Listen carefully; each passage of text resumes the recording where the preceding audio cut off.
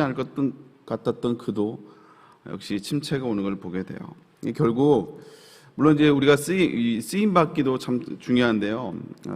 사람이 위대한 게 아니고 그 사람이 대단한 게 아니고 결국 그를 쓰시는 하나님이 대단하심을, 위대한 분이라는 것을 다시 한번 깨닫습니다.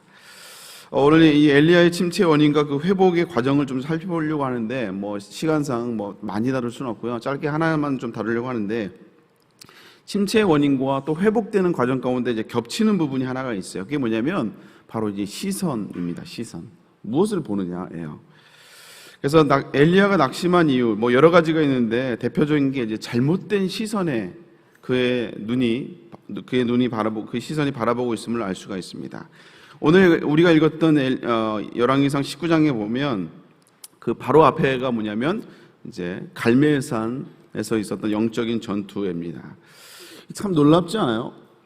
이 사건만 있으면, 갈멜산에서 그 하나님이 불을 내렸던 그 영적인 전투만 있었으면요, 이 아합 왕과, 그렇게 강팍했던 아합 왕, 그리고 그 아내였던 이세벨 왕비가 야 진짜 하나님은 살아계시는구나 하고 하나님을 믿을 줄 알았어요. 그런 기적을 봤는데 어떻게 버틴 것도 대단하죠. 그래서 혹시나 또 우연히 일어났다고 할까봐 그 제단에 불을 붙이기 전에, 하나님이 불을 내리시기 전에 엘리야가 일부러 물을 12동이를 붓습니다. 물론 이제 거기에 또 영적인 의미가 있긴 하지만 어쨌든 그 물이 흘러서 또랑을 이룰 정도로. 근데 하나님이 불을 내리셔서 그 또랑의 물까지도 다 말라버리게 하셨거든요. 이렇게 놀라운 기적을 경험하고 이 놀라운 이게 하나님 역사를 봤음에도 불구하고 이 이세벨 왕비가 더 난리를 치는 거예요. 하나님을 인정하는 게 아니고요, 오히려 더 난리를 칩니다. 그래서 결국 바알과 아세라 선지자들 다 죽이잖아요. 그 사건이 있고 난 뒤에. 그 사건을 듣고 난 다음에 이세벨 여왕이 네가 죽인 그 선지자처럼 내일 이맘때 너도 그렇게 될 것이라고. 완전 또라이입니다. 또라이. 이런 기적을 봤는데 전혀 변하지 않고 오히려 악에 바친 이 이세벨 왕비의 말 한마디에 엘리야가 두려움이 확 들어오기 시작한 거예요. 그때 엘리야의 시선이 어디에 가 있었는가? 오늘 성경은 정확하게 기록하고 있습니다.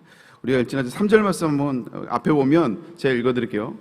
3절에 보면 뭐라고 하냐면 그가 이 형편을 보고 일어나 자기 생명을 위해 도망하여 라고 얘기했어요. 그의 시선이 어디 있었냐면 이 형편을 봤다라는 거예요. 지금 상황을 봤다라는 거예요. 돌아가는 형편을 보니까 아마 엘리야에게도, 우리도 역시 그렇지만 엘리야에게도 이런 기대감이 있었을 것 같아요.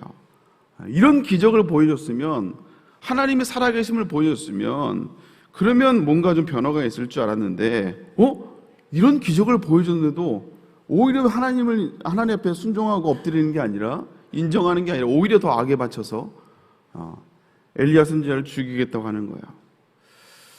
우리가 그렇습니다. 모든 노력과 수고를 다 했는데 기대에 못 미치면요, 우리가 무너질 때가 있어요. 특별히 우리 삶 가운데 중요한 것일수록 그렇죠. 우리 자녀의 문제가 그럴 수도 있고요. 그렇게 내가 간절히 기도하고 하나님 앞에 엎드리는데 변화가 없는 거예요. 오히려 더 갈등만 더 심해지고 오히려 문제가 더 커지는 거죠. 그럴 때마다 우리가 무너질 수가 있어요. 때로는 건강에 어떤 이상 신호가 왔을 때 우리가 무너질 때가 있고요.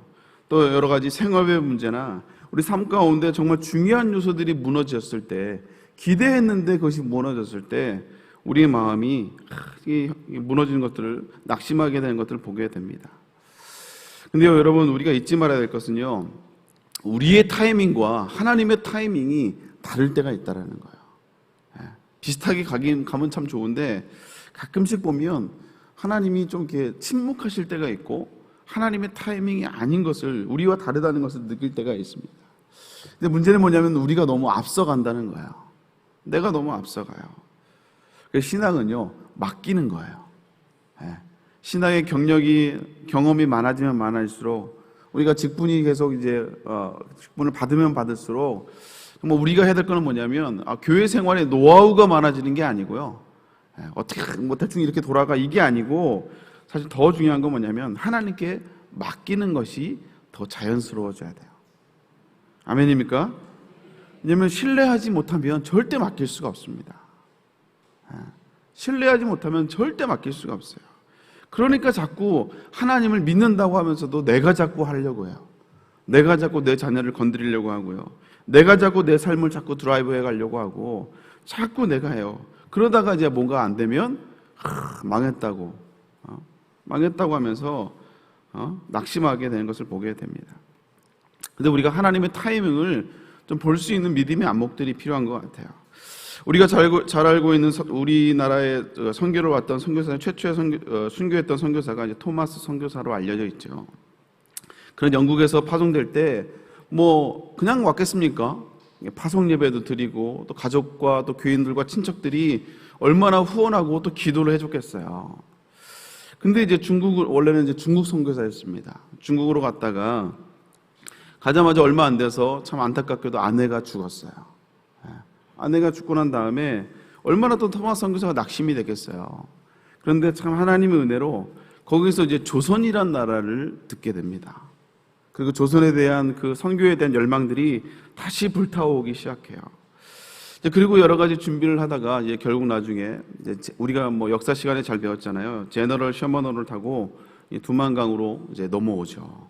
근데 그 당시에는 쇄국 정책이기 때문에 결국 이제 배가 모래에 좌초돼서 결국은 이제 배가 불타게 되고 결국은 이 토마스 선교사도 이제 목배임을 당해서 죽게 돼요. 선교사로 파송이 됐는데 그리고 아내가 죽어서 낙심했다가 다시 조선이라는 나라를 듣고 다시 선교에 대한 불이 붙기 시작해서 또 다시 복음을 전하러 왔는데 여러분 가족들과 또 교인들과 친척들이 또 토마스 선교사의 그 소식을 듣고 얼마나 또 기도해주고 또 얼마나 중보하고 얼마나 또 후원했겠어요. 근데 얼마나 이 결과가 얼마나 황당합니까? 복음 하나 전하지 못하고 교회 하나 세우지 못하고 그리고 바로 목배임을 당해 죽였어요. 그럼 뭐하게 하나님이 선교사로 불렀냐 이거예요. 저렇게 하실 거면 뭐하게 불렀냐 이거예요. 여러분 우리가 봤을 때는 이미 끝난 거 완전히 망한 것처럼 보여요. 그러나 여러분 이게 끝난 겁니까? 여러분 그렇지 않아요. 하나님의 역사는 계속해서 진행되고 있는 것입니다. 그는 복음 하나 전하지 못했지만 그가 자기를 목배웠던 그 박충권이라는 사람에게 전했던 그 성경책 한 권, 그 던져줬던 그 성경책 한 권, 그 한 권이요. 이 박충권도 역시 나중에 예수님을 믿었지만 그 성경책을 이제 박영식이라는 사람에게 전해줘요. 왜냐하면 성경책 재질이 좋잖아요. 빳빳하고 좋았거든요. 그 당시에는 뭐 좋은 종이가 재질이 없었으니까. 그거를 이제 얘기로 의하면 그걸 이제 도배지로 썼다고 해요. 집에다 벽바닥에 다 붙인 거예요. 왜냐하면 이제 좋으니까 재질이. 근데 박영식이 이제 집에 이제 농한기 때나 이렇게 누워 있다가 이제 벽을 되게 뒹굴뒹굴하다 벽을 봤는데 뭐 글씨가 써 있는 거예요. 종이 재질만 보고 붙여놨다가 보니까 글씨가 써 있네 한문으로. 그래서 그걸 이제 조금씩 읽어보기 시작하다가 누워서 읽다가 갑자기 이제 앉아서 읽기 시작하고 여러분 그러다가 성경을 읽다가 예수 그리스도를 믿게 되었어요. 그리고 그의 집이 이제 널다리 교회로 바뀌게 됩니다. 교회가 돼요. 그리고 그 교회가 우리가 잘 알고 있는 평양 대봉에 일어났던 장대현 교회 모체가 됩니다. 여러분 우리는 다 끝난 것 같지만 그러나 하나님의 역사는 끝나지 않고 계속해서 일하고 진행되고 있었다라는 거예요. 다만 하나님이 일할 그 타이밍이 우리와 달랐던 거예요. 우리의 타이밍은 토마스 선교사 죽었으니까 이제 왜 끝났네 망했네라고 할 수 있지만 그러나 하나님은 그 토마스 선교사의 순교를 받으시고 하나님의 역사를 계속해서 이루어가고 계셨다라는 거예요. 여러분 우리가 낙심하고 지치는 이유가 무엇입니까? 다른 게 아니에요. 우리의 기대가 무너졌기 때문에 그래요. 그리고 우리의 시선이 자꾸 거기에 향해 있기 때문에 그렇습니다. 상황을 보기 때문에 우리의 형편을 보기 때문에 그래요. 그래서 어떤 분이 그러더라고요. 자꾸 형편을 보면 형편없는 사람이 된다고. 좀 약간 썰렁해서 할까 말까 했는데 여러분 자꾸 형편을 보면 형편없는 사람이 됩니다. 여러분 상황이 어떠하든지 더 중요한 것은요 그 상황 속에서도 여전히 우리와 함께 하시는 하나님을 바라볼 수 있기를 주님으로 축복합니다. 사도 바울은 빌립보서 4장 13절에 내게 능력 주는 자 안에서 내가 모든 것을 할 수 있다고 얘기하고 있어요. 여러분 이 말은 많은 사람들이 좋아하지만 단순히 그냥 I can do everything 이 말이 아니에요. 나는 모든 걸 할 수 있습니다라는 말이 아니라 그 앞절에 보면 사도 바울이 어떤 고백을 합니까? 나는 비천에 처할 줄도 알고 풍부에도 처할 줄 알았다 이거야. 그러니까 다 처해봤는데 그 상황과 상관없이 하나님이 나를 쓰시는 데는, 내가 하나님께 쓰임받는 데는 아무런 문제가 되지 않는다 이거야. 어떤 고난 상황 가운데 있다 할지라도 좋은 상황 가운데 그 상황이 중요하지 않다 이거야. 그 상황 때문에 하나님이 나를 쓰시는데 전혀 문제가 되지 않다라고 얘기하고 있다라는 거예요. 여러분, 하나님은 하나님의 일은 하나님이 하신 줄로 믿습니다. 그저 우리는 쓰임 받을 뿐이에요. 여러분, 내 생각대로 진행되지 않는다고 낙심하지 마시고 여전히 일하시는 하나님을 기억하시고 하나님께 쓰임 받는 인생이 될 수 있기를 주님의 이름으로 축복합니다. 그럼 하나님은 엘리야를 어떻게 회복하는가? 시선이 잘못되어 있기에 또 그의 시선을 바꿔주세요. 그 전에 하나님이 엘리야를 이제 먼저 위로와 회복을 시켜주는 걸 보게 됩니다. 참 좋으신 하나님이에요. 자, 그래서 로뎀 나무에서 지쳐있는 그 무기력하게 죽기를 소원하는 엘리야에게 하나님이 천사를 보내주시죠.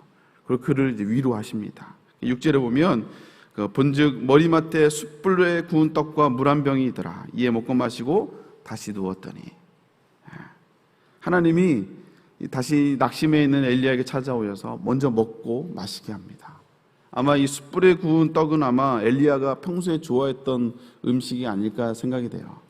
그가 좋아했던 음식을 다시 먹이면서 회복하는 거예요. 그리고 또 7절에 보면 다시 또 천사가 와서 또 어루만져주고 이제는 마사지까지 해주세요. 마사지도 해주시고 또 먹이시고 다시 회복해요. 그리고 나서 다시 일으킨 다음에 40일을 걸어서 하나님의 산 호렙산으로 옮깁니다. 그 상황과 형편을 보고 있는 이 엘리야에게 우선 장소를 옮기게 하세요. 40일간의 거리지만 장소를 옮겨. 그래서 고통의 자리, 낙심의 자리가 아니라 하나님의 은혜의 자리, 회복의 자리인 하나님의 성산 호렙산으로 먼저 옮기십니다. 그리고 나서 오늘 본문의 말씀을 내가 왜 여기 있냐라고 물어보시는 거예요. 어찌하여 네가 여기 있느냐라고 물어보시는 거예요. 우리도 하나님이 보낸 천사처럼 쓰임받을 수 있는 방법이 있어요. 그게 뭐냐면 지쳐있는 자들에게 여러분 찾아가셔서 그게 먼저 맛있는 걸 좀 사주십시오. 하나님이 여러분을 천사로, 그 사람을 위해서 여러분을 천사로 쓰시는 거예요. 낙심해 있는 사람들을 찾아가서 그들에게 좋은 것을 먹여주는 거예요. 먼저 위로해 주는 거예요. 사명자가 그러면 돼? 그게 아니라 먼저 가서 위로부터 해주는 거예요. 위로부터. 혹시 내가 그래요? 그러면 저에게 연락을 하십시오. 제가 가서 밥을 사드리도록 하겠습니다. 그래서 하나님은요, 낙심의 자리에서 먼저 은혜의 자리로 옮기고요, 그리고 본격적으로 엘리야의 시선을 이제 바꾸십니다. 그래서 형편만을 보고 상황만을 봤던 그에게 그의 시선을 들어서 이제는 하나님을 보게 해요. 그래서 우선 오늘 참 재밌는 표현들이 있는데, 낙심 속에 있는 그에게요, 하나님이 먼저 세 가지 기적을 보여주십니다. 첫 번째는 강한 바람으로 산을 가르고 바위를 부수는 기적을 보여주세요. 그리고 두 번째는 그 다음에 지진을 일으키십니다. 그리고 세 번째는 그 다음에 지진 뒤에 불을 일으켜주세요. 근데 공통적으로 표현하고 있는 게 뭐냐면 그 뒤에, 그 기적 뒤에 여호와가 계시지 않더라라고 기록하고 있어요.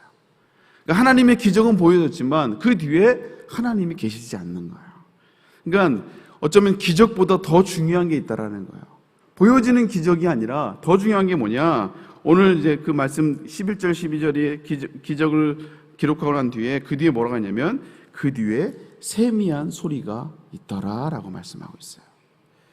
그러니까 세미한 소리가, 그러니까 하나님의 기적도 중요하지만 더 중요한 건 뭐냐면요, 하나님의 말씀, 하나님의 음성이 더 중요하다라는 거예요.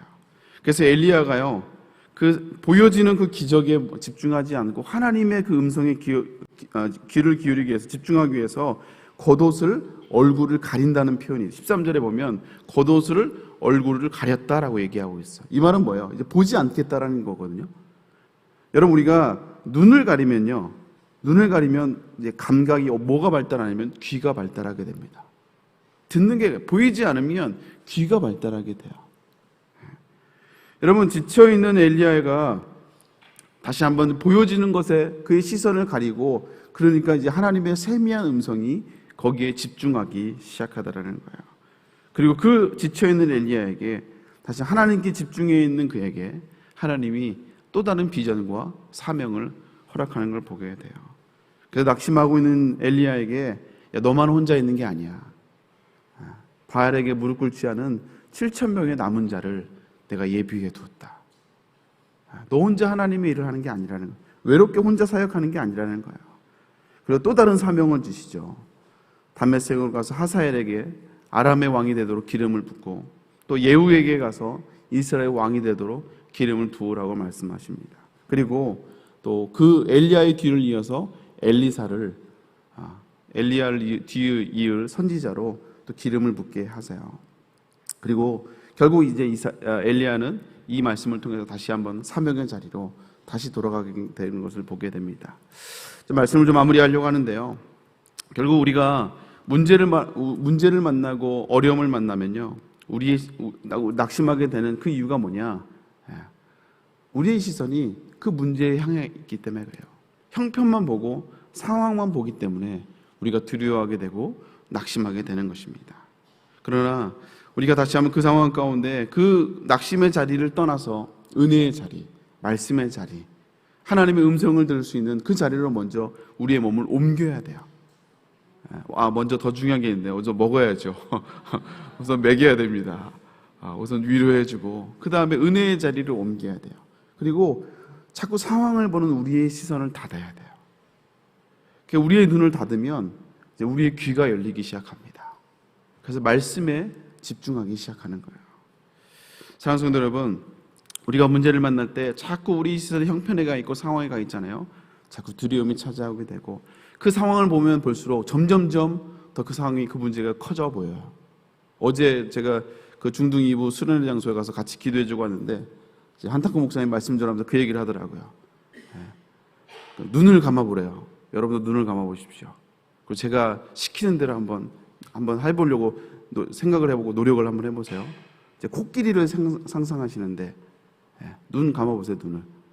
눈을 감아보시라고요. 눈 감아보시고 코끼리를 상상하는데 이제부터 제가 하는 말을 따라 이게 한번 노력해 보세요. 지금부터 코끼리를 상상하지 마세요. 지금부터 코끼리를 상상하지 마십시오. 자, 눈 떠보세요. 어떻습니까? 코끼리가 상상이 돼요, 안 돼요? 안 돼요? 자꾸 코끼리를 상상하지 말라고 하면요, 자꾸 코끼리가 상상이 돼요. 갑자기 귀가 어떻게 생겼지? 꼬리가 어떻게 생겼지? 왜냐하면 자꾸 상상하지 말라는 것에 자꾸 우리의 시선이 가니까, 생각이 가니까 오히려 더 상상하게 된다는 거예요. 여러분, 우리가 문제를 만날 때 자꾸 그 문제를 상상하게 되고 생각하면요, 문제가 더 커 보입니다. 그때는 자리를 옮기는 거예요. 자리를 옮기고 자꾸 은혜의 자리, 그리고 내 눈을 가리고 그 문제를 바라보고 상황을 보고 형편을 보는 우리의 눈을 가리고요, 그리고 하나님의 그 세미한 목소리에 우리의 귀를 기울여야 될 줄로 믿습니다. 이번에 이제 이번 주일 돌아오는 주일 저녁부터 작년 여름 수련회가 시작됩니다. 우리의 상황과 우리의 문제, 그 커 보이는 도저히 해결될 것 같지 않은 그 상황과 그 문제들, 우리의 눈을 닫으시고요, 우리의 시선을 돌려서 좀 하나님의 그 세미한 음성을 들을 수 있는, 그래서 다시 한번 우리의 사명이 회복되고 두려움이 사라지는 귀한 사명자로 쓰임받는 축복의 주인공들 다 될 수 있기를 주님 이름으로 축복합니다. 함께 기도하겠습니다. 사랑의 하나님, 감사합니다. 오늘 다시 한번 엘리야를 향하여 내가 어찌하여 여기 있느냐라고 말씀하신 그 주님의 음성에 우리가 다시 한번 반응하며 나아가길 원합니다. 참 위대하게 쓰임받던 이 엘리야도 문제 앞에, 상황 앞에, 형편 앞에 여지없이 낙심해버리는 그 모습을 바라보며, 그러나 다시 한번 이 엘리야를 회복하기 위해서 그 시선을 옮기셨던 하나님의 신실하심을 우리가 다시 한번 바라봅니다. 하나님, 혹시나 상황을 보고 또 문제를 바라보며 낙심하고 두려워하고 있는 성도들이 있다면 다시 한번 우리의 시선을 우리의 상황에 두지 않고 다시 한번 하나님께 둘 수 있는 신실한 주의 백성들 될 수 있도록 주여 인도하여 주시옵소서. 이 새벽에도 다시 한번 그 믿음의 결단을 하며 주 앞에 나아오는 귀한 주의 백성들을 하나님 축복하여 주옵시고, 주 앞에 귀한 예물을 드립니다. 작년 여름 수련회 가운데 폭포수 같은 은혜, 나에게 예비된 하나님의 아버지 레마의 말씀을 듣는 귀한 수련회가 될 수 있도록 주여 인도하여 주시옵소서. 문제가 해결되는 역사가 있게 하여 주옵시고, 다시 한번 주님 안에서 다시 한번 은혜가 회복되는 귀한 시간 될 수 있도록 주여 인도하여 주시옵소서. 건강을 위해서 기도합니다. 여러 가지 사명을 놓고 기도합니다. 하나님, 우리의 연약함과 죄악을 놓고 기도합니다. 회개의 영을 허락하여 주시옵소서. 은혜 허락하여 주시옵소서. 담임 목사님을 위해서 기도합니다. 하나님, 특별히 말씀을 전하실 담임 목사님 능력으로 붙잡아 주옵시고, 정말 내가 정말 말씀을 전하다 쓰러져 죽는 한이 있더라도 말씀을 증거하겠다고 정말 아버지 그런 각오로 아버지 수련을 준비하고 오신 담임 목사님 능력으로 붙잡아 주옵시고, 피곤치 않도록 곤비치 않도록 하나님 함께 하시고 인도하여 주시옵소서. 다시 한번 함께 하시길 믿사하고, 특별히 아버지 수련회 가운데 있는 우리 자녀들 하나님 붙잡아 주옵시고, 하나님 함께하여 주시옵소서. 함께 하시고 믿사하고 감사드려 예수님의 이름으로 기도 올려옵나이다. 아멘. 하늘에 계신 우리 아버지여, 이름이 거룩하게 받으시오며 나라의 마옵시며 뜻이 하늘에서 이루어진 것 같이 땅에서도 이루어지리라. 오늘날 우리에게 일용할 양식을 주옵시고, 우리가 우리에게 죄 지은 자를 사하여 준 것 같이 우리의 죄를 사하여 주옵시고, 우리를 시험에 들지 말게 하옵시며 다만 하기소 구하옵소서. 때에 나라와 권세와 영광이 아버지께 영원히 있사옵나이다. 아멘. 우리 함께 기도하며 나갈 때 오늘 말씀을 기억하며 기도하길 원합니다. 하나님, 나의 시선을 들어서 하나님을 바라보게 하여 주시옵소서. 또 작년 여름 수련 가운데 세미한 하나님의 음성을 듣는 시간 되게 하여 주시옵소서. 목사님의 건강을 위해서 또 여러분 각자 기도 제목을 놓고 주여 맞춰 기도하고 돌아갑니다. 주여, 주여, 주여. 하나님 감사합니다. 아버지, 문제를 바라보며 상황을 보며 형편을 보며 두려워했던 우리, 다시 우리의 시선을 들어 하나님을 바라보게 하여 주옵소서. 작년 여름수의 가운데 주님 함께 하여 주시고, 아버지 말씀을 통하여 하나님의 영광, 하나님의 일하심을 영원하는 아버지 하나님을 원합니다. 세미한 음성의 귀를 기울여 아버지 이번 수련회